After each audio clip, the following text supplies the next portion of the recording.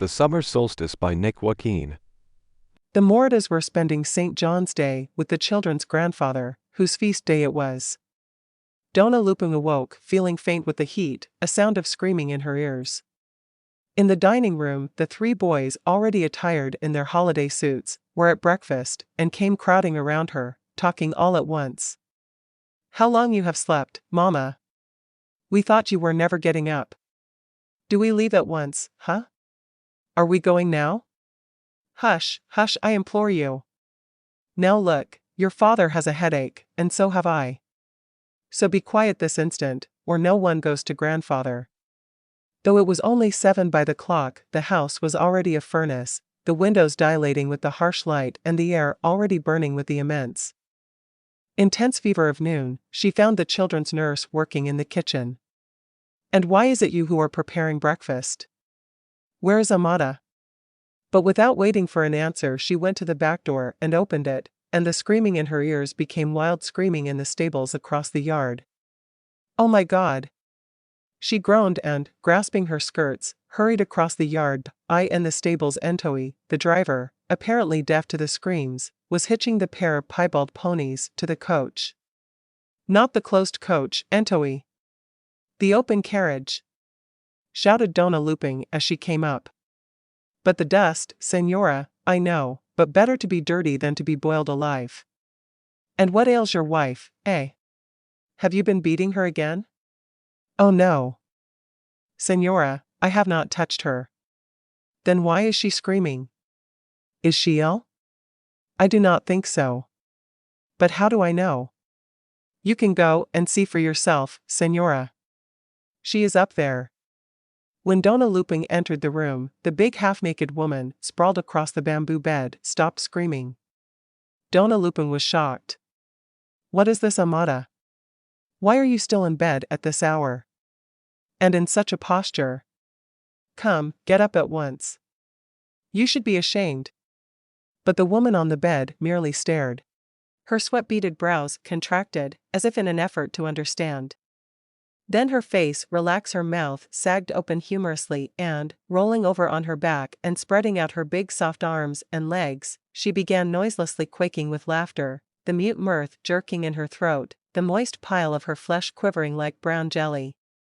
Saliva dribbled from the corners of her mouth. Donna Lupin blushed, looking around helplessly, and seeing that Entoi had followed and was leaning in the doorway, watching stolidly, she blushed again. The room reeked hotly of intimate odors. She averted her eyes from the laughing woman on the bed, in whose nakedness she seemed so to participate that she was ashamed to look directly at the man in the doorway. "Tell me, Entoi, has she been to the Tatarin?" "Yes, Senora. Last night. But I forbade her to go. And I forbade you to let her go. I could do nothing. Why, you beat her at the least pretext. But now I dare not touch her." "Oh, and why not?" "It is the day of St. John, the spirit is in her." "But, man, it is true, Senora. The spirit is in her. She is the Tatarin. She must do as she pleases. Otherwise, the grain would not grow, the trees would bear no fruit, the rivers would give no fish, and the animals would die. Naku, I did not know your wife was so powerful, Entoi. At such times she is not my wife, she is the wife of the river, she is the wife of the crocodile, she is the wife of the moon." "But how can they still believe such things?"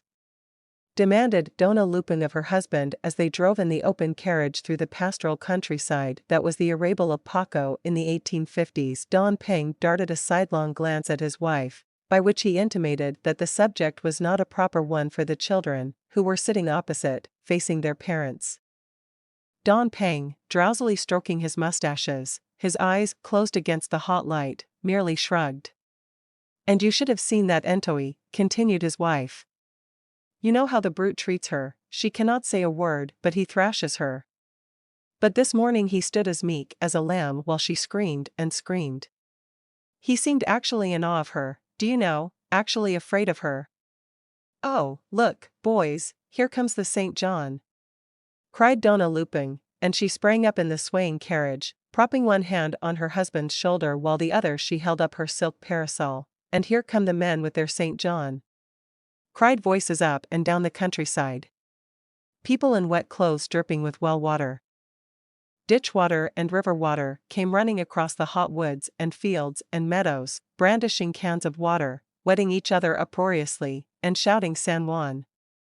San Juan, as they ran to meet the procession up the road, stirring a cloud of dust, and gaily bedrenched by the crowds gathered along the wayside. A concourse of young men, clad only in soggy trousers, were carrying aloft an image of the precursor.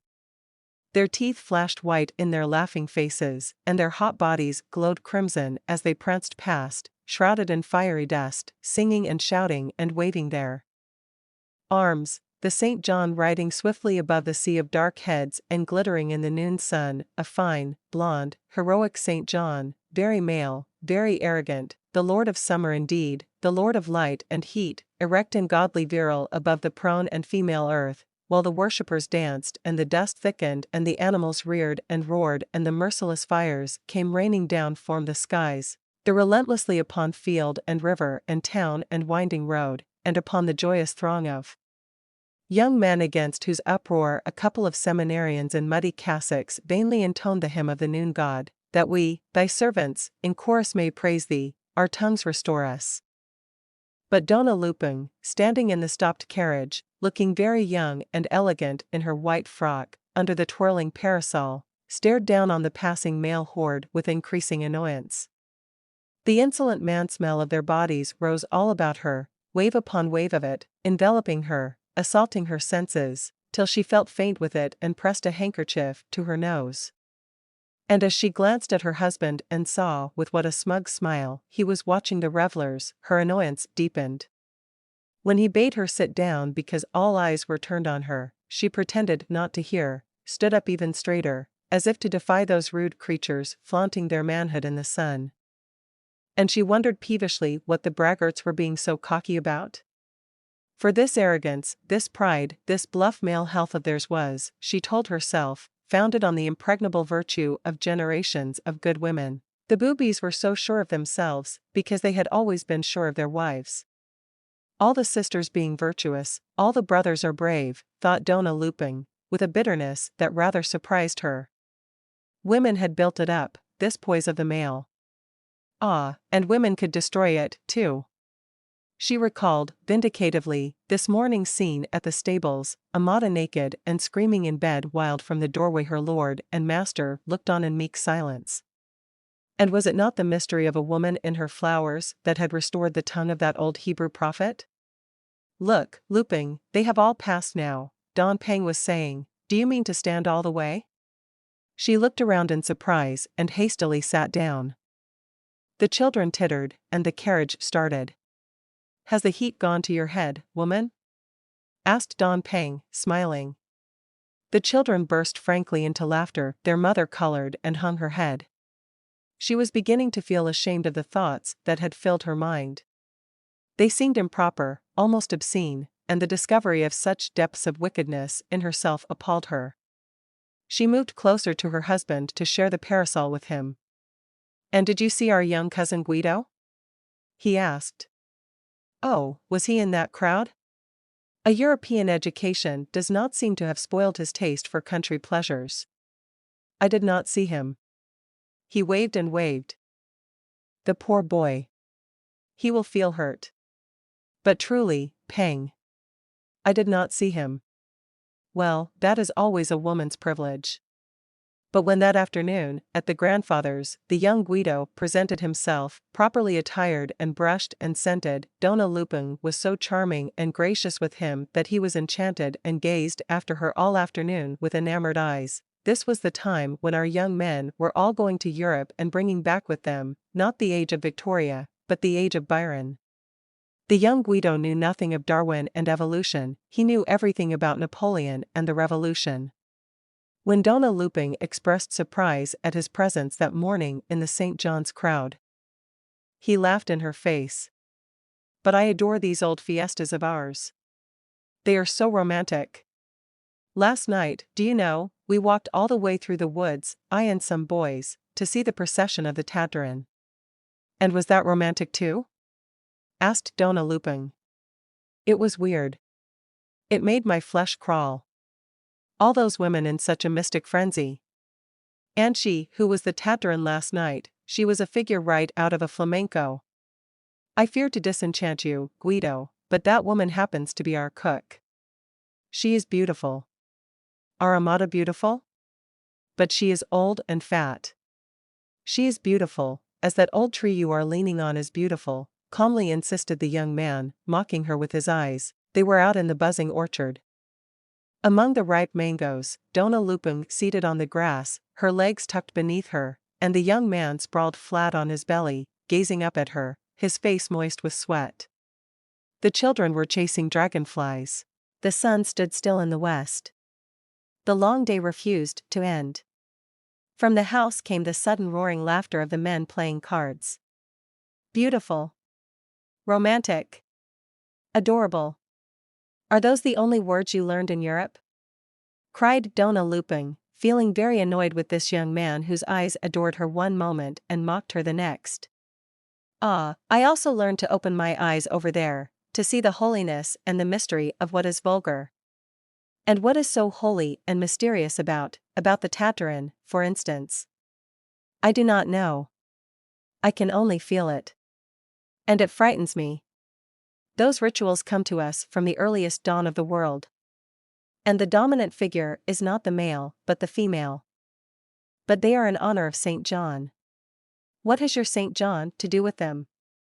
Those women worship a more ancient lord.